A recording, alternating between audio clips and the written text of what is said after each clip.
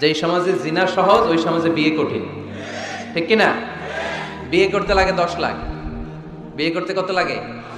জিনা করতে তুমি আমি রাজি, তুমি আমি রাজি। এই যে হারাম সম্পর্ক বিয়ের আগেই, এই গার্লফ্রেন্ড বয়ফ্রেন্ড এগুলো ফরিদপুরে ঢুকছে নাকি? হ্যাঁ, গার্লফ্রেন্ড আছে কার কার দেখি? দেখছেন সাহস কত? দেখছেন? হাত নামা বেটা।